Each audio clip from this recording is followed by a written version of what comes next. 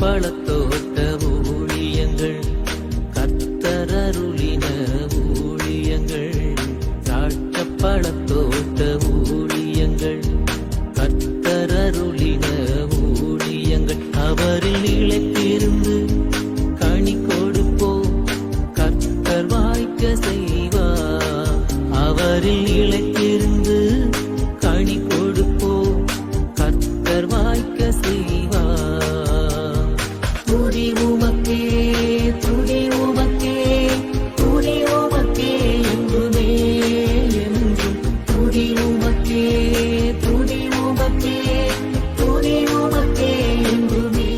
சிறியவனை பொழுதிலிருந்தும் எளியவனை குப்பையிலிருந்தும் எடுத்து உயர்த்தி ராஜாக்களோடும் பிரபுக்களோடும் பந்திருக்க செய்கிற அருமை ஆண்டவர் இயேசு கிறிஸ்துவின் இனிதான நாமத்தினாலே சத்தத்தை கேட்கின்ற அனைத்து தேவனுடைய பிள்ளைகளுக்கும் என்னுடைய அன்பான வாழ்த்துதல்களும்.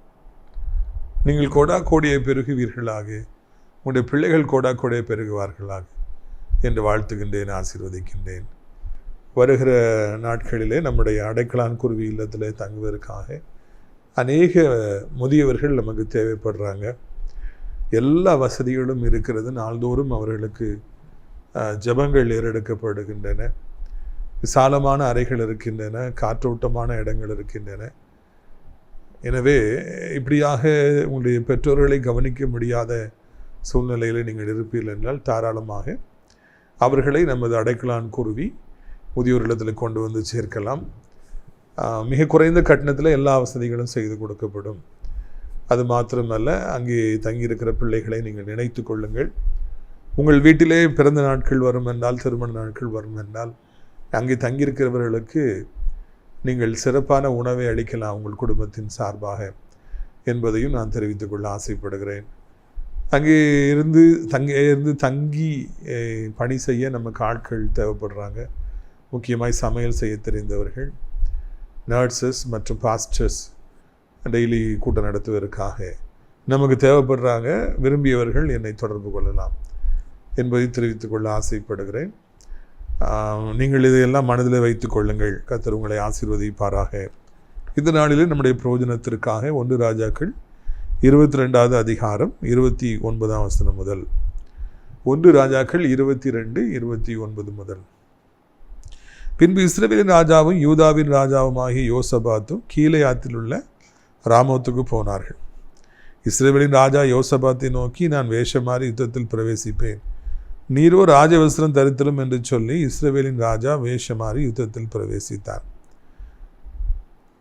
இந்த இடத்துல நாம் காண்கின்றோம், ஆகாப் ராஜாவுக்கு சீரியர்கள் மேலே யுத்தம் பண்ணி ராமோத்தை பிடிக்க வேண்டும் என்ற ஆசை இருந்தபடியினாலே அவர் யுத்தத்துக்கு போகிறார். அவர் இஸ்ரவேலின் ராஜா சீரிய நாட்டிற்குள்ளாக யுத்தத்துக்குள்ளே போகிறார். போகும்பொழுது அவர் யோசபாத் ராஜா எனப்பட்ட தேவனுடைய பிள்ளை. அவர் யூதா ராஜா. 2 நாடுகளுக்கும் இடையில் நல்ல உறவு இருந்தது. யோசபாத் ராஜா யார் கேட்டாலும் என்ன உதவியும் அவர் செய்கின்ற ஒரு மனிதன். மிக ஒரு அப்பாவி, நல்ல ஒரு தேவனுடைய பிள்ளை. உதவி செய்வது அவருடைய கூட பிறந்த குணம். யாரை நம்புவதும் அவருடைய கூடவே பிறந்த குணம். அதனால் அவர் உடனே இவர் கூட ஆகாப் ராஜா கூட யுத்தத்துக்கு வராரு. 2 பேரும் சேர்ந்து அந்த சீரிய நாட்டு ராஜாவின் மீது யுத்தத்துக்கு போனார்கள் என்று நான் காண்கின்றோம். காரணம், இந்த ஆகாப் ராஜாவுடைய கணிப்பு, நான் தனிமையில் யுத்தத்துக்கு போய் ஜெயிப்பதை விட கூட யோசபாத் ராஜா வருவார் என்றால் அவரோடு கூட அப்படி இராணுவம் வரும், குதிரைகள் வரும். அப்போ நமக்கு ஜெயிப்பது அது எளிது என்று அவர் கணக்கு போட்டு அவரோடு கூட கூட்டணியை அமைத்து கொண்டு இருவரும் சேர்ந்து அங்கே யுத்தத்துக்கு போனார் என்பதுதான் இந்த முதல் பகுதியில் நான் காண்கின்ற காரியம். இந்த சின்ன சம்பவத்தின் வழியாக அநேக பாடங்களை நாம் படிக்க முடிகிறது. முதலாவது, யோசபாத் ராஜா மிகவும் நல்லவர், ஆனால் அவர் ஏமாளியாக அவர் இருந்தார். எல்லாரையும் நம்புறவராக இருந்தார். கேட்டதெல்லாம் உடனே ஏசன்னு சொல்லி சொன்னார். அது அவருக்கு பின்னால் ஆபத்தை கொண்டு வந்தது என்று நாம் காண்கிறோம். நாம் நல்லவர்களாக இருக்கிறோம். இந்த யோசபாத் ராஜா மாதிரி தான் நானும் அநேக நேரங்களில் இருக்கிறேன். ஆனால் அந்த சரித்திரத்தை நாம் வாசிக்கிற பொழுது அப்படிப்பட்ட மனிதர்கள் எல்லாம் ஏமாற்றப்பட்டார்கள். யோசபாத் ராஜாவை போல யாரையும் எளிதில் நம்புகிறவர்கள் உடனே ஏமாற்றப்படுறாங்க. எத்தனையோ வாலிப பிள்ளைகள் முன்பின் தெரியாதவர்களை இன்றைக்கு ஃபேஸ்புக், இன்ஸ்டாகிராம், வாட்ஸ்அப் மூலமாக தொடர்பு கொண்டு பழகி நம்பி அவர்கள் ஏமாந்து போவதை காண்கிறோம். தங்கள் வாழ்க்கையே அவர்கள் தொலைத்து போடுவதை நாம் காண்கின்றோம். நல்ல பிள்ளைங்க தான், ஆனால் நம்மளனால அவன் நட்டாற்றில் போய் நிற்க வேண்டிய சூழ்நிலை. அதே போல் பிஸ்னஸில் எத்தனையோ பேர் நம்பி பணம் காரியங்களில் ஏமாந்து போவதை காண்கிறோம். நல்லவர்கள் எளிதில் ஏமாற்றப்படுகிறார்கள் என்பதுதான் உண்மை. யோசபாத் ராஜா நல்லவராக இருந்தபடினால்தான் இந்த கேடுகட்ட ஆகாப் ராஜாவை நம்பி அவர் யுத்தத்துக்கு போனார். இவன் மோசமான அளவு கூட போனால் நமக்கு ஆபத்து வந்துருமேன்னு சிந்திக்கிற அளவுக்குலாம் அவர் இல்லை. அவர் மிகவும் நல்ல மனிதனாக இருந்தபடினாலே அவர் யுத்தத்துக்கு போனார். அதனால் நல்லவர்களே நீங்கள் இதை கவனிக்க வேண்டும். நான் கிறிஸ்துவுடைய பிள்ளைகளாக இருக்கிற பொழுது நல்லவர்களாக தான் இருக்கிறோம். நல்லவர்கள் தெரிஞ்சாலே ஏமாத்துறதுக்கு நிறைய பேர் வராங்க. இலகிய மனசுன்னு தெரிஞ்சால் ரொம்ப பேர் ஏமாற்றுவாங்க. அதுதான் இந்த உலகம். இந்த உலகத்தில் கர்த்தர் தான் நம்மை பாதுகாக்க முடியும். கர்த்தர் தான் நமக்கு இது மாதிரி மக்கள்கிட்ட இருந்து நமக்கு விடுதலை தர முடியும். கவனமாக நம்முடைய வாழ்க்கையில் இருப்போம், சிந்திப்போம், செயல்படுவோம். இரண்டாவதாக இங்கே ஆகாப் ராஜாவை பார்க்குறோம். தனியாக போனால் நமக்கு வெற்றி கிடைக்காது. ஒரு பெரிய டீமை கூப்பிட்டு போனால், இந்த யோசபாத் ராஜாவை கூப்பிட்டு போனால், அவருடைய சப்போர்ட் நமக்கு இருந்துச்சுன்னா நம்ம வெற்றி பெற்று விடலாம் என்று அவர் தப்பு கணக்கு போடுவதை காண்கிறோம். இன்றைக்கு அரசியல் களத்தில் கூட கூட்டணி இருந்தால் வெற்றி பெற்று விடலாம் என்று நிறைய பேர் கணக்கு போடுவதை பார்க்கிறோம். இத்தனை பெர்சன்டேஜ் ஓட்டு நம்ம கட்சிக்கு, அந்த கட்சிக்கு இத்தனை பெர்சன்டேஜ், அந்த கட்சிக்கு இத்தனை பெர்சன்டேஜ், அப்போ எல்லாம் சேர்த்தா நம்ம வெற்றி பெற்று விடலாம். நிறைய பேர் இதுபோல் தவறான கணக்குகளை தங்களுடைய வாழ்க்கையிலே போடுறாங்க. ஆண்டவர் தான் வெற்றி தோல்வியை தீர்மானிப்பாரே தவிர இந்த மாதிரியான கணக்குகள் அவங்க நம்ம கூட இருந்தால், இவங்க நம்ம கூட இருந்தால் நமக்கு வெற்றி கிடைத்து விடும் என்று நினைப்பதற்கு எதுவுமே இல்லை. கர்த்தர் தான் முடிவு பண்ணுறார். வெற்றி தோல்வி என்பது யாருக்கு என்பதை ஆண்டவர் தான் முடிவு செய்கிறார். இதில் மனிதர்கள் போடுற கணக்குகள், சிந்தனைகள், திட்டங்கள் எல்லாம் பொய்த்து போவதாக எப்பொழுதும் இருக்கின்றன என்று இந்த இடத்தில் காண்கிறோம். யோசபாத் ராஜாவுடைய இராணுவம் இந்த ஆகாப் ராஜாவுடைய உயிரை காப்பாற்ற முடிந்தது என்றால் நிச்சயமாக இல்லவே இல்லை. ஆண்டவர் என்ன நினைத்தாரோ அதுதான் பிற்பாடு நடந்தது. யோசபாத் ராஜாவை கூட்டிகிட்டு போனதுனால, அவருடைய மிலிட்ரி வந்ததுனால இவருக்கு எந்த பிரயோஜனமும் ஏற்படவே இல்லை. நம்முடைய வாழ்க்கையிலும் நம்ம நிறைய பெரிய மனிதர்களுடைய துணை நமக்கு இருந்தால், அரசியல்வாதிகளுடைய துணை இருந்தால், ரவுடிகளுடைய துணை இருந்தால், இல்லைன்னா பெரிய பலவான்களுடைய துணை இருந்தால், இல்லைன்னா அந்த நம்ம படிக்கிற இடத்துல வேலை பார்க்குற இடத்துல மேனேஜருடைய துணை இருந்தால், அவங்களுடைய சப்போர்ட் இருந்தால் நம்ம அதை சாதிச்சிடலாம், இதை சாதிச்சிடலான்னு சொல்லி நிறைய நேரங்களில் தவறாக நினைக்கிறோம். நாசியிலே சுவாசமுள்ள மனிதனை நம்புவதை பார்க்கிலும் கர்த்தர் மேல் பற்றுதலாக இருப்பது நலம். பிரபுக்கள் மேலே பற்றுதலாக இருப்பதை விட கர்த்தர் மேலே பற்றுதலாக இருப்பது நலம். மனிதர்களால் ஒரு பிரயோஜனமும் இல்லை. இவர்கள் நம் பக்கத்தில் வந்தால், அவர்கள் நம் பக்கத்தில் வந்தால் நமக்கு எந்த மாற்றமும் வரப்போவதில்லை. இதை முதலாவது நீங்கள் படித்துக் கொள்ளுங்கள். ஆண்டவர் நம் பக்கத்தில் இருந்தால்தான் வெற்றி. ஆண்டவர் நம்முடைய கரத்தை பிடித்திருந்தால்தான் வெற்றி. ஆண்டவர் நம்ம கூட வந்தால்தான் வெற்றி. இயேசு நம்முடைய வள்ளப்பக்கத்தில் இருந்தால் தான் நமக்கு வெற்றி. அவர் நமக்காக யுத்தங்களை செய்தால்தான் வெற்றி. அன்றி நமக்கு வேறு எந்த விதத்திலும் வெற்றி கிட்டவே கிட்டாது. இந்த மனுஷனை ஃப்ரெண்டாக வச்சுக்கலாமா, அந்த மனுஷன் கூட ஃப்ரெண்ட்ஷிப்பாக இருக்கலாமா, அவங்க கூட கூட்டணி அமைக்கலாமா, இவங்க கூட கூட்டணி அமைக்கலாம்னு நினைக்காதீங்க. ஏசப்பா கூட கூட்டணி அமைக்கணும்னு சொல்லி நினைங்க. அவர் தான் ரிலையபிள் பர்சன். நம்ப தகுந்தவர் அவரே. பாதி வழியில் கைவிடாதவர் அவரே.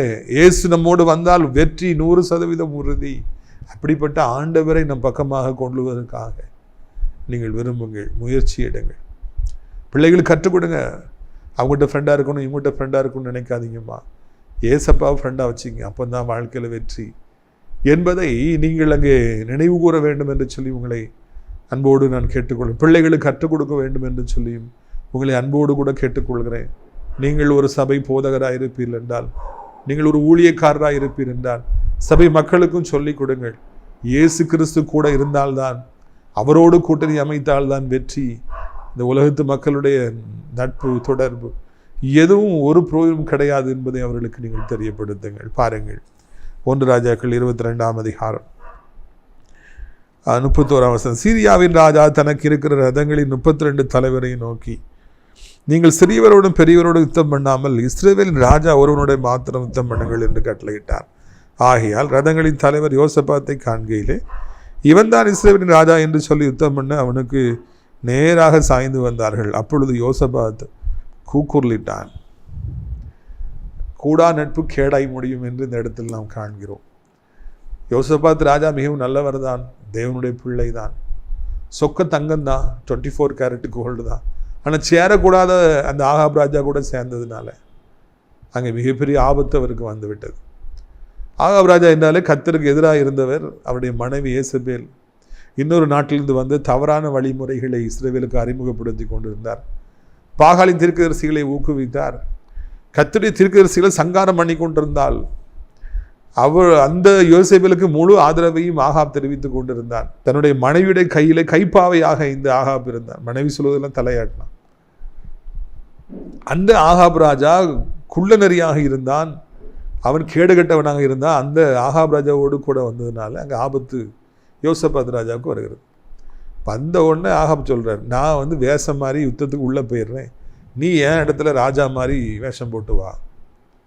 அதாவது ஆபத்து வந்தால் உனக்கு வரட்டும், நான் உள்ளே போய் வேஷம் மாதிரி தப்பிக்கிறேன்.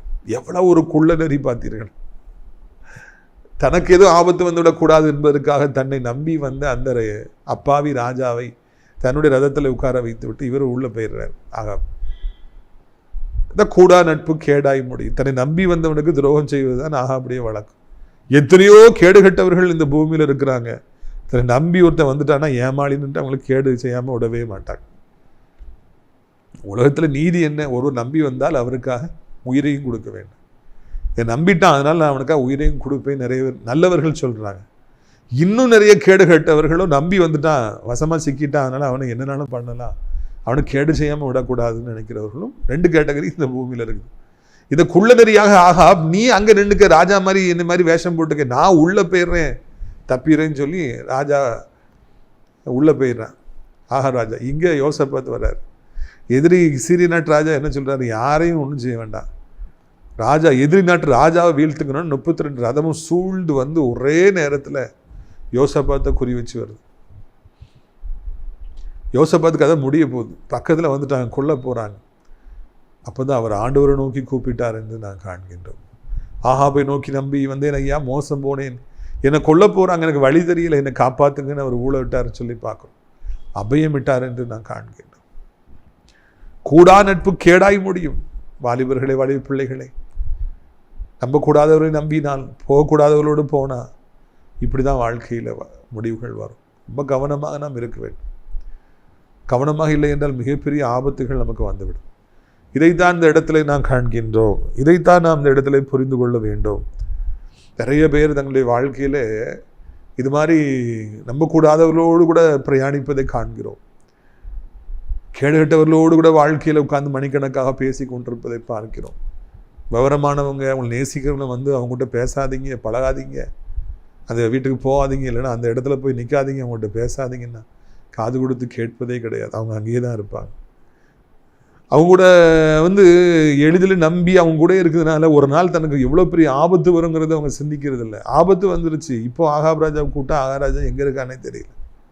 அப்போ தான் யோசபாத் ராஜாவுக்கு புத்தி வந்தவுடனே இறைவனை கூப்பிட்டார், அபயமிட்டார் என்று காண்கின்றோம். ஒருவேளை நீங்களும் கூட இன்றைக்கு இந்த யோசபாத் ராஜாவை போல நம்பக்கூடாதுல நம்பி சிக்கி உயிர் போகிற அளவிற்கு நீங்கள் தவித்து கொண்டிருப்பீர்கள் என்றால் ஒரு அப்பீல் பண்ணுறதுக்கு ஒரு இடம் இருக்குது, ஒரு கோர்ட் இருக்குது. அதுதான் ஆண்டவர்கிட்ட போய் நீங்கள் அபயம் விடுங்க. அப்பா, நம்பக்கூடாது நம்பி நான் மோசம் போனேன், சிக்கிட்டேன், என்னை காப்பாற்றுங்கப்பா. யோசபாத் ராஜா அபயம் விடுறாரு. உடனே பாருங்கள் என்ன நடக்குது பாருங்கள். 1 ராஜாக்கள் 22:33. இவன் இஸ்ரவேலின் ராஜால என்று ரதங்களின் தலைவர் கண்டு அவனை விட்டு விலகி போனார்கள். உடனே அவங்க கண்டுபிடிச்சிடாங்க, இது இஸ்ரவேல் ராஜா கிடையாது, வேண்டாம் வேண்டாம் வாங்கன்னு சொல்லிட்டு 32 பேரும் ஒருமனப்பட்டு யோசபாத்தை விட்டு விட்டு அவங்க போனாங்க.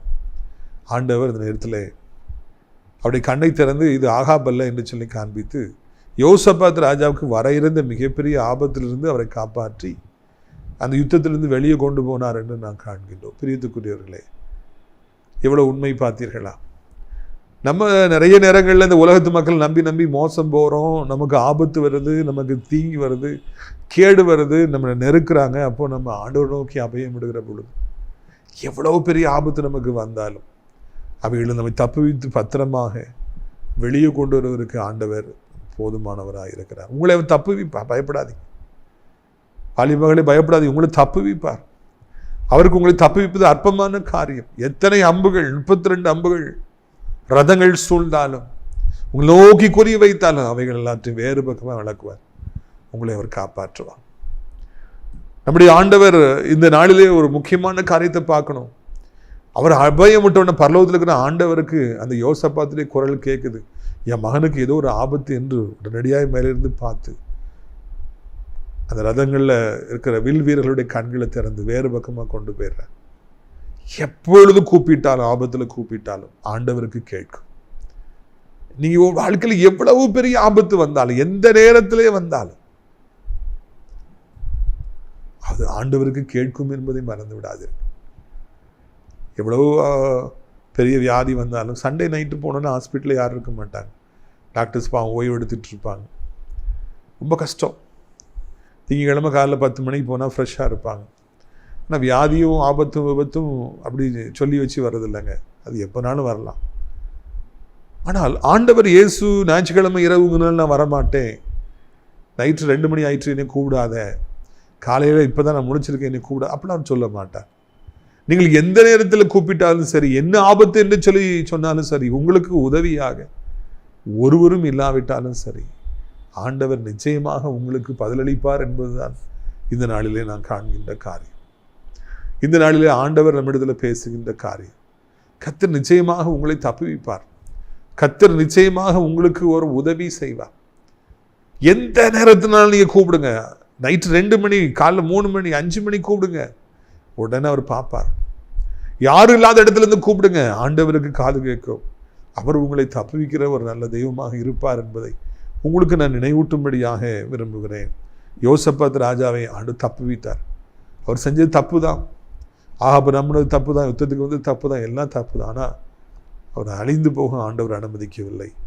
நீங்களும் அழிந்து போக ஆண்டவர் அனுமதிக்க மாட்டார், உங்களை தப்புவிப்பார்.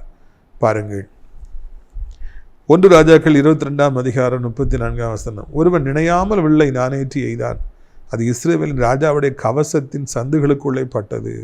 அப்பொழுது அவன் தன் சாரதியை பார்த்து, நீ திருப்பி என்னை இராணுவத்துக்கு அப்பாலே கொண்டு போ, எனக்கு காயம்பட்டது என்றான்.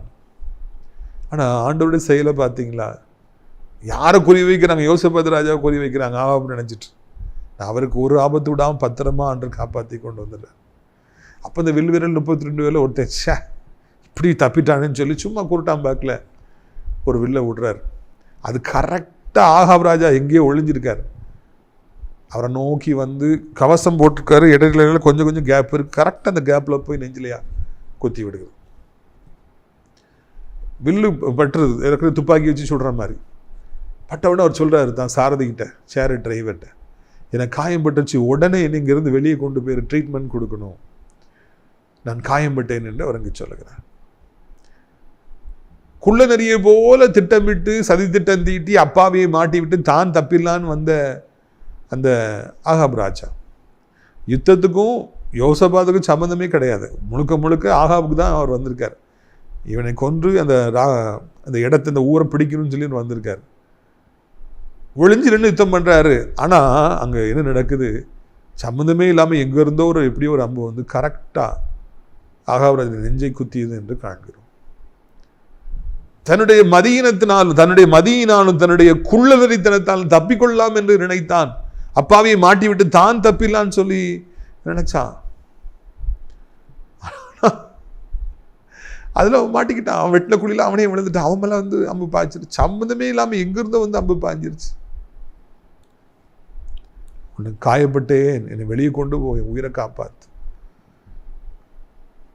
நல்லவர்களுக்கு ஆபத்தை கொண்டு வர வேண்டும் என்று நினைக்கிறவர்களுக்கு, தன்னை நம்பியவர்களுக்கு துரோகம் செய்கிற கேடுகட்டவர்களுக்கு இப்படிப்பட்ட முடிவே சம்பவிக்கிறது. இப்படிப்பட்ட வேதனையே அவர்களுக்கு வருகிறது. பிரியத்துக்குரியவர்களே, நம்முடைய வாழ்க்கையிலும் கூட இதை நீங்கள் புரிந்து கொள்ள வேண்டும் என்று உங்களை அன்போடு கூட நான் அழைக்கின்றேன். துன்மார்க்கனுடைய முடிவு இப்படித்தான் இருக்கும். சம்பந்தமே இல்லாமல் அவங்களுக்கு திடீர்னு பிரச்சனை வந்து, எங்கிருந்தோ ஒரு ஆபத்து வரும், வந்து அது அவருடைய வாழ்க்கையில் முக்கியமான பிரச்சனைகளே அவர்களுக்கு கொண்டு வந்துடும். யாரு துரோகிகளோ, யாரு சண்டாளர்களோ, உதவி செய்பவர்களுக்கும் நேசிப்பவர்களுக்கும் கேடு செய்கிறார்களோ அவர்களுக்கு இப்படிப்பட்ட ஒரு முடிவுதான் இருக்கும் என்பதை நான் நினைவூட்ட விரும்புகிறேன். இங்கே பாருங்கள், இந்த நெஞ்சில் ஈட்டி அம்பு பாஞ்சிருந்து என்னை வெளியே கொண்டு போகணும்னு ஒரு சொன்ன உடனே வெளியே கொண்டு போகணும் சேரியட் டிரைவர் ட்ரை பண்ணுறாரு. ஆனால் அன்றைக்கி யுத்தம் அதிகரித்தபடினாலே அந்த சேரட்டை வெளியே கொண்டு போக முடியல. சுற்றி சண்டை நடந்துகிட்டு இருக்குது. நேரம் அதிகரிக்க அதிகரிக்க ரத்தமாய் கொட்டுகிறது. ராஜாவை வெளியே கொண்டு போயிடலாம், காப்பாற்றலான்னு பார்க்குறாங்க, முடியவே இல்லை. பாருங்கள், அன்றைய தினம் 35 யுத்தம் அதிகரித்தது. ராஜாவை சீரியருக்கு எதிராக ரதத்தில் நிறுத்தி வைத்தார்கள். சாயங்காலத்தில் அவன் இறந்து போனான்.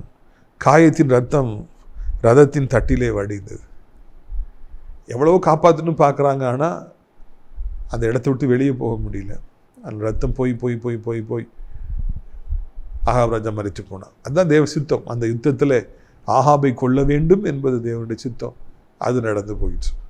ஆகாபுடைய குள்ளநரித்தனம், ஆகாபுடைய புத்தி, அனுபவம், யுத்த ஆற்றல் எதுவும் கை கொடுக்கவில்லை. கர்த்தர் கைவிட்டு விட்டார் என்றால் எதுவும் கை கொடுக்காது என்பதை நாம் காண்கின்றோம். சில வருஷங்களுக்கு முன்னால் கர்த்தரை அறியாத ஒரு குடும்பத்தார் செல்வ செழிப்பாக வாழ்ந்தார்கள். அவங்க கடை வச்சுருந்தாங்க, பயங்கர பிஸ்னஸ், நிறைய 10-15 வேலைக்காரங்க. எங்கள் வீட்டிலாம் ஜாமான் அங்கேருந்து தான் வாங்குவோம். நல்ல ஆட்கள் தான், ஆனால் ஆண்டவருக்கு சம்மந்தம் இல்லாதவங்க. நிறைய நிலங்களை வாங்கி போட்டிருந்தாங்க. வசதினா வசதி, அப்படி வசதி. ஆனால் ஆண்டவருக்கு விரோதமாய் சில காரியங்களை அவர் செய்தார்கள். விளைவாக அவர்கள் கடன்பட்டார்கள். எப்படி கடன்பட்டாங்கன்னே தெரியல. கடன்காரங்க நெருக்கினாங்க, போலீஸில் கம்ப்ளைண்ட் கொடுத்தாங்க. இவங்க கடையை மூடிட்டாங்க, பிஸ்னஸ்லாம் போயிடுச்சு. பணம் இல்லாமல் ரொம்ப தடுமாறி எல்லா இடங்களிலும் பேச்சாக இருந்தது. அவங்க ரியல் எஸ்டேட்டில் எவ்வளவோ இன்வெஸ்ட் பண்ணியிருந்தாங்க. அப்படி இருந்தும் அந்த பணம் அவர்களை காப்பாற்றவில்லை. அவர்கள் அட்ரஸ் இல்லாமலே போனாங்க. எனக்கு ரொம்ப ஆச்சரியமாக இருந்தது. இவ்வளோ சொத்து இருக்குது, அப்படி இருந்துமா இவங்களுக்கு பிரச்சனை அப்படின்னு சொல்லிட்டு. ஐயா, இயேசு ஒருவனே அழிக்க வேண்டும் என்று நினைத்தால் அவங்க சொத்து அவங்களை காப்பாற்றாது. அவங்க ரியல் எஸ்டேட் பிஸ்னஸ் அவங்களை காப்பாற்றாது. பேங்க் டெபாசிட் காப்பாற்றாது. டாக்டர்ஸ் காப்பாற்ற முடியும், யாருமே காப்பாற்ற முடியாது. ஒருத்தனை ஆண்டவர் முடிக்க வேண்டும் என்று நினைத்தால் முடித்து விடுவார். தேவனுடைய ஒத்தாசை ஒருவருக்கு இல்லை என்றால் எதுவும் அவர்களை காப்பாற்றாது. ஆனால் கர்த்தர் கூட இருந்தார்னா, ஒருத்தருமே இல்லட்டா கூட யோசபாத் ராஜாவை காப்பாற்றியது போல ஆண்டவர் நம்மை காப்பாற்றுவார். நம்ம வாழ்க்கையில் ஒன்றுமே இல்லட்டாலும் பரவாயில்ல, ஆண்டவர் நம்மை பத்திரமாய் பாதுகாப்பார், பத்திரமாய் அவர் நடத்துவார் என்பதை உங்களுக்கு நினைவூட்டும்படியாக நான் விரும்புகிறேன். பிரித்துக்குரியவர்களை, கர்த்தர் உதவி செய்வார். என்னோடு கூட பணிபுரிந்த ஒரு ஆசிரியர் நல்லா ஊழியம் செய்வார். அவருக்கு அதிகாலை 4 மணிக்கெல்லாம் ஹார்ட் அட்டாக் வந்து விட்டது, மேசிவ் அட்டாக். உடனே அந்த மிளகெல்லாம் வாங்கி அவர் கடித்து, அதை எங்கேயோ படித்ததுனால அதை கடித்து அவர் அப்படி சாப்பிட்டுட்டு கொஞ்சம் அந்த வேர்வெல்லாம் குறைஞ்ச உடனே அவரே போய் ஹாஸ்பிட்டலில் போய் அட்மிட் ஆகிட்டார். மனைவிக்கு தெரியவே தெரியாது. ஒரு ஃப்ரெண்டை கூப்பிட்டு போய் அட்மிட் ஆகிட்டார். கையில் ₹1 கிடையாது. உடனே ஐசியூவில் அட்மிட் பண்ணிட்டாங்க. இந்த மருந்து வாங்கணும்னு சொல்லிக்கிட்டு இருக்காங்க. ஆனால் அவர்கிட்ட பணம் இல்லை. மனைவி கேள்விப்பட்டு வராங்க, அவங்ககிட்டையும் பணம் கிடையாது. 4 மணி 5 மணிக்கெலாம் அட்டாக் வந்துருச்சு. 7 மணி 8 மணிக்கெலாம் ஹாஸ்பிட்டலில் அட்மிட் ஆயாச்சு. நான் காலேஜ் 10 மணிக்கு போகிறேன். எங்கள் டிபார்ட்மெண்ட்டில் பேசுகிறாங்க. நாங்கள் உடனே பெர்மிஷன் கேட்டு எல்லோரும் நாங்கள் போகிறோம். ஒரு 11 மணிக்கு போகிறோம். அவர் உள்ளே இருக்காருன்னு சொல்கிறாங்க. போன உடனே எங்களை பார்த்து இந்த மருந்து வாங்கிட்டு வரணும், அந்த அட்டாக் ஆனவங்களுக்கு உடனே மருந்து போட்டால் அது இந்த பிளாக்கு கரைக்கும், லைஃப் சேவிங் இன்ஜெக்ஷன். உடனே அதை வாங்குங்கன்னு சொல்லி கேட்டு நான் அந்த நாளில் இந்த பணத்தை கொடுத்து அதை மருந்தை கொண்டு போய் வாங்கி கொடுத்தேன். இன்னொரு மருந்து வாங்கினேன், அதையும் நானே வாங்கி கொடுத்தேன். அவர்கிட்ட பணம் இல்லை, அவர் அதை கட்ட முடியாத நிலைமையில் இருக்கார், மனைவிட்ட பணம் இல்லைன்னு எனக்கு தெரியாது. ஆனால் அந்த நாளிலே நாங்கள் அந்த நேரத்துக்கு போனபடியினாலே அங்கு நான் நின்றேன். அதை கேள்விப்பட்டு எல்லாவற்றையும் வாங்கி கொடுத்தேன். வந்துவிட்டோம். ஆனால் அந்த மருந்து அவருடைய உயிரை காப்பாற்றியது. தொடர்ந்து அவருக்கு வந்த செலவினங்களையும் கூட ஆண்டவர் சந்தித்தார். 3 மாதங்கள் கழித்து அவரை நான் சந்தித்த பொழுது அவர் சொன்னார், சார், ₹1 கூட என் பாக்கெட்டில் கிடையாது, இந்த மருந்து வாங்குறது காசு கிடையாது, நீங்கள் வந்த பொழுது அதை வாங்கி கொடுத்தீர்கள், ஆண்டவர் என் தேவையை சந்தித்தார், நான் காப்பாற்றப்பட்டேன் என்று சொல்லி அவர் சொன்னார். ஆகாப் ராஜாவை காப்பாற்ற முடியல. ஏன்னா அந்த யுத்தம் இன்டென்ஸ் ஆகிட்டதுனால அதிலிருந்து வெளியே வர முடியல. ரத்தம் ப்ளீட் ஆகி அவர் இறந்து போயிட்டார். ஆனால் கர்த்தர் துணை இருந்திருப்பாருன்னா ஒரு வழி உண்டாயிருக்கும், வெளியே வந்திருப்பார், காப்பாற்றிருக்கலாம். கர்த்தர் ஒருத்தர் காப்பாற்றணும்னு நினச்சிட்டாருன்னா யாரையாவது அனுப்பி காப்பாற்றுவார். கர்த்தர் உங்களை காப்பாற்றணும்னு நினைச்சிருக்காரு, உங்களுக்கு உதவி செய்யணும்னு நினைச்சிருக்காரு. எப்படியாவது உங்களை இந்த ஆபத்திலிருந்து, வியாதியிலிருந்து, கடன்களிலிருந்து, தரித்திரத்திலிருந்து, சாபத்திலிருந்து, செய்வனைகளிலிருந்து, பொல்லாத மனிதர்களிலிருந்து உங்களை வெளியே கொண்டு வந்துடுவார். ஆனால் ஆண்டவர் கைவிட்டார்னா காப்பாற்றவே முடியாது. யார் சப்போர்ட் இருந்தாலும் ஒரு பிரயோஜனம் இல்லாமல் போய்விடும். மனுஷனுடைய அனுகூலம் நமக்கு தேவையில்லை, கர்த்தருடைய அனுகூலம் தான் நமக்கு தேவை. ஆண்டவர் ஒருவரே நம்மை காப்பாற்ற முடியும். நம்பி வந்தவர்களுக்கு ஒரு நாளும் துரோகம் செய்யாதபடி, நமக்கு உண்மையாயிருப்பவர்களுக்கு தீங்கு நினையாதபடி வாழ்வோம். ஆகாப்ராஜா அப்படி தீங்கு செஞ்சுட்டே இருந்ததுனால தான் இறுதியில் அவனுக்கு இப்படிப்பட்ட ஒரு முடிவு ஏற்பட்டது. யோசபாத் ராஜா அப்பாவியாக இருந்து ஏமாந்துட்டே இருந்தார். அவருக்கு ஆபத்து வந்த பொழுது கர்த்தர் காப்பாற்றினார். கிறிஸ்துக்குரியவர்களே, உங்களுடைய ஆசீர்வாதத்திற்காக நான் ஜெபிக்கும்படியாக விரும்புகிறேன். நம் கண்களை மூடுவோமா? அப்பா பிதாவே, இந்த அருமையான நாளுக்காக நன்றி செலுத்துகிறோம், சோத்திரம் செலுத்துகிறோம். இதனாலும் கூட அற்புதமான ஒரு சத்தியத்தை நாங்கள் கேள்விப்பட ஆண்டவரை நீங்கள் உதவி செய்திருக்கிறீங்க. நன்றி அப்பா. ஆகாப்ராஜா போன்ற குள்ளநரிகள் இந்த பூமியில் பிறருக்கு ஆபத்தை கொண்டு வருது. தனக்கு உதவி செய்ய வந்தவர்களுக்கு, தன்னை நேசிப்பவர்களுக்கு கூட ஆண்டவரை துரோகத்தை செய்கிறவர்கள் இந்த பூமியிலே பழகி போயிருக்கிறாங்க. ஆகாப்ராஜா பழகி போயிருக்கிறாங்க. யோசபாத் ராஜா மாதிரி ஏமாளிகளும் பெருகி போயிருக்கிறாங்க. நல்ல பிள்ளைகள், கர்த்தருடைய பிள்ளைகளை அவர்களை நீங்கள் தான் காப்பாற்றணும். உதவி செய்தனால ஆபத்து வந்துருச்சு, நன்மை செய்ததுனால விரோதம் வந்திருக்குது, என்ன பண்ணும் தெரியல என்று சொல்லி கலங்குற பிள்ளைகள் ஒவ்வொருவருக்கும் ஆண்டவரை இந்த நாளிலே நீர் உதவி செய்யும்படிக்கு ஜெபிக்கிறோம். ஐயா, நீர்கள் தப்புவிக்க வேண்டும் என்று சொல்லி கெஞ்சுகிறோம். நிச்சயமாய் தப்புவிப்பீர், அதற்காக நன்றி. இப்பொழுது கூட ஆண்டவரை அப்பா பிதாவே, இப்படி பாதங்களை நாங்கள் பிடிக்கிறோம். எப்படியாவது கர்த்தர் மனம் இறங்குங்க, மனம் இறங்கி ஆண்டவரை எப்படியாவது கர்த்தாவே நீங்கள் உதவி செய்யுங்க. இயேசுவின் ரத்தம் செய்யும், இயேசுவின் ரத்தம் செய்யும், இயேசுவின் ரத்தத்தினால கர்த்தாவே சோத்திரம் ஐயா. என் ஆண்டவரே சோத்திரம் ஐயா. என்ன வியாதி இருந்தாலும் அதை மாற்றி போடுங்க தகப்பனே. என்ன கஷ்டங்கள் இருந்தாலும் அதை மாற்றி போடுங்க. என்ன துன்பங்கள் இருந்தாலும் கர்த்தாவே அதை நீங்கள் நீக்கி போடுங்கப்பா. மருத்துவரால் கைவிடப்பட்ட நிலைமையில் இருக்கிற பிள்ளைகளை அந்த ஆபத்திலிருந்து வெளியே கொண்டு வந்து, வியாதியிலிருந்து வெளியே கொண்டு வந்து, இழந்து போன பழைய பலனை தந்து கர்த்தாவே அவளை வாழ வைப்பீராக. ஆறாத புண்கள் ஆறட்டும், கட்டிகள் மறையட்டும், இன்ஃபெக்ஷன் மறையட்டும், பெயின், அந்த இடத்துல இருக்கிற பெயின் எல்லாம் மறையட்டும். அப்பா சோதரர், செயல்படாத அவயங்கள் செயல்படட்டும், சாப்பிட முடியாதவர்கள் சாப்பிடட்டும், நடக்க முடியாதவர்கள் நடக்கட்டும், மாடிப்படில் ஏறி இறங்க முடியாதவர்கள் நடக்கட்டும், கால்கள் இழந்து போன பலனை பெற்றுக்கொள்ளட்டும் ஐயா. உன் காலை தள்ளாட விட்டார், உன்னை காக்கிறவர் உறங்கார் என்று சொன்ன கர்த்தர் அதன்படியே செய்யுங்க, அப்படியே காப்பாற்றுங்க என்று சொல்லி கெஞ்சுகிறோம் ஐயா. இறை மகனுடைய நாமத்தினாலே ராஜாவுடைய வல்லமை இப்பொழுதே புறப்பட்டு போகட்டும். ஆண்டவரே, கடன் பாரங்களை சிக்கி தவிக்கிற பிள்ளைகள், எப்படி எழுந்து வெளியே வரணும்னு தெரியலையேன்னு சொல்கிற பிள்ளைகளுக்கு எப்படியாவது கர்த்தாவே நீங்கள் உதவி செய்யுங்க. எப்படியாவது கர்த்தர் மனம் இறங்குங்க தகப்பனே. இப்படி பிள்ளைகளை அந்த கடன் பாரங்கள் வட்டியிலேருந்து எப்படியாவது விடுதலை செய்யுங்கப்பா. 10 வட்டி, 5 வட்டி, 20 வட்டி, 4 வட்டி, மீட்டர் வட்டி, தண்டால் வட்டியில் தக்கி தவிக்கிறவங்க பாவம்ப்பா. வருமானமே இல்லாமல் எப்படி வட்டியை கொடுக்க முடியும்? கொஞ்சோல பணத்தை கடன் கொடுத்துட்டு இத்தனை லட்சம் தரணும்னு சொன்னால் எங்கே போய் கொடுக்க? நீங்கள் தான் அதில் இருந்து தப்பி வைக்கணும். வருமானம் இல்லாமல் யாராலே இந்த பூமியில் வாழ முடியும்? கடனில் சிக்கி தவிக்கிற பிள்ளைகள் ஒவ்வொருவருக்கும் உதவி செய்யுங்க. விபத்தை சந்தித்து பல வருடங்களை படுத்த படுக்கையாக இருக்கிற பிள்ளைகள் எழும்பும்படியாய் உதவி செய்யுங்க. ஆண்டவரை நீங்கள் அப்படி செய்வீங்க, நமக்கு சோத்திரம் ஐயா. இப்பொழுது கூட தெய்வீக சுகம் ஒவ்வொருவருக்கும் உண்டாகட்டும். வயதானவருக்கு விழுந்து விடாதபடி 2 கைகளால் ஏந்தி கொள்ளுங்க. வாலிப பிள்ளைகள் மொபைல் ஃபோனு தகப்பன பைக்குக்கும் அடிமைப்பட்டிருப்பார்கள் என்றால், போதைக்கு அடிமைப்பட்டிருப்பார்கள் அவளை விடுவியும். ஆண்டவரை தவறான முடிவில் எடுத்து வாழ்க்கையை நாசமாக்கி விடாதபடி, வாலிப பிள்ளைகளுக்கு அறிவை கொடுக்க வேண்டும், அவமானங்களை கொண்டு வந்துடாதபடி காத்து கொள்ளுங்கப்பா. அப்படி செய்வீங்க சோத்திர. வீடு கட்டலை, பல வருஷங்களாகி திருமணமாகலை, திருமணமாகி பல வருடம் குழந்தையிலன்னு தவிக்கிற பிள்ளைகளுக்கு அற்புதத்தை செய்யுங்க ஐயா, அதிசயத்தை செய்யுங்க. வானாதி வானவரே, இந்த அருமையான நாளிலும் கூட சத்தத்தை கேட்குற பிள்ளைகள் என்ன நிலைமையில் இருந்தாலும் அவர்களுக்கு நீங்கள் உதவி செய்யுங்க. எப்படிப்பட்ட சூழல் இருந்தாலும் அவருடைய வாழ்க்கையை மாற்றுங்கப்பா. நீங்கள் அப்படி செய்வீங்க. சோத்திரம் சோத்திரம் சோத்திரம். கிருபை தாங்கட்டும், இரக்கம் தாங்கட்டும். ஆண்டவர் அவர்களை வாழ வைத்திரலும். இயேசுவின் நாமத்தினாலே உலகம் இருக்கிற அத்தனை நாடுகளையும் மக்களையும் ஆசீர்வதிங்க. எங்கள் தாய் திருநாடாக இந்தியாவிற்காக, தமிழ்நாட்டுக்காக ஜெபிக்கிறோம். அனைத்து பிள்ளைகளையும் ஆசீர்வதியும். முக்கியமாக விசுவாச பிள்ளைகள், ஆலயங்கள், திருச்சபைகள், ஊழியங்கள், பாஸ்டர்ஸ் எல்லோரையும் ஆசீர்வதியும். ஆசிரியர் திராட்சைப்பழ தோட்ட ஊழியங்களை நேசிக்கிறேன். நாள்தோறும் நம்முடைய நிகழ்ச்சிகளை பார்க்கிற, அறிமுகப்படுத்துகிற ஜெபத்தினாலே காணிக்கைகளை தாங்க நல்ல உள்ளம் படைத்தவர்கள் உண்டு. நன்றி. அவளை ஆசீர்வதியும். அங்கே ஆசிரியர் தடைக்கலான் குருவி ஆவிக்குரிய முதியோர் இல்லத்தில் தங்குவதற்கு அநேக முதியவர்கள் அழைத்து கொண்டு வரும். சமையல்காரர்கள் தேவை, பாஸ்டர்ஸ் தேவை, ஆண்டவரே நர்சஸ் தேவை, அழைச்சி கொண்டு வாருங்க. மகிமைப்படுங்க. இரட்சகர் இயேசுவின் மூலம் ஜெபிக்கிறோம் நல்ல பிதாவே, ஆமென். என் ஆத்மாவை கர்த்தரை சோத்திரி, என் முழு உள்ளமே அவருடைய பரிசுத்த நாமத்தை சோத்திரி, என் ஆத்மாவை கர்த்தரை சோத்திரி, அவர் செய்த சகல உபகாரங்களையும் ஒருபொழுதும் மறவாதே. ஆமென். கர்த்தராகிய இயேசு கிறிஸ்துடைய கிருபை, பிதாவாகிய தேவனுடைய அன்பு, பரிசுத்த அந்யோன்யமில்லாத பிரசன்னம் உங்கள் அனைவருடைய இன்றைக்கு சதா காலங்களிலும் நிலைத்திருப்பதா. அல்லேலூயா, அல்லேலூயா. God bless you.